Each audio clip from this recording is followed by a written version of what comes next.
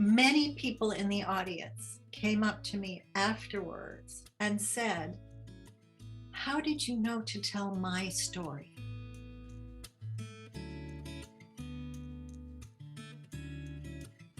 I am Diane Retallack. I'm Artistic and Executive Director of the Eugene Concert Choir.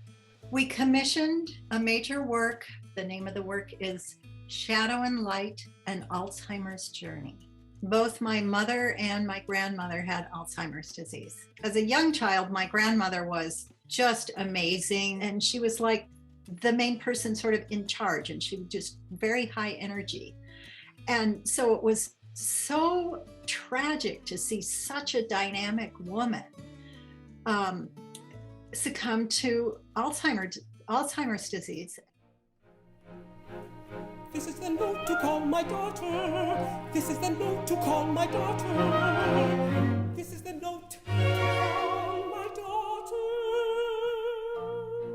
There was this incredible offer from the Oregon Community Foundation, a very special grant, and the main criterion for their funding was do something that takes risk. I thought, well, what could be greater than taking the risk of doing a major choral orchestral work on the subject of Alzheimer's disease?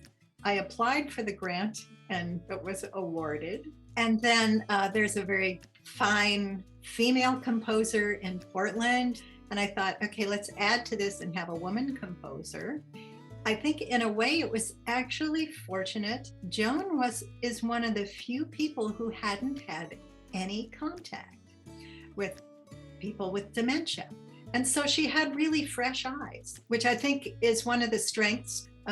People can come to it with little or no understanding and really find out a lot of the aspects of what it's about. And in association with the project, we wanted to be documenting everything about the project. And then we engaged this wonderful video company, AO Films. Then what we set up was interviews with people with dementia and with their caregivers. It's a 50-minute long documentary. It's called The Story of Shadow and Light. We also went to the homes of several people, and it moved on to a very precious time with one person, her name was Rose, who was at near end stages of Alzheimer's. And it was very eye-opening for Joan to see the extent of sort of end stage. And then Debbie, the daughter, emailed me shortly after that and said that her mother had then passed away. And she said, "You captured the last smiles of my mother."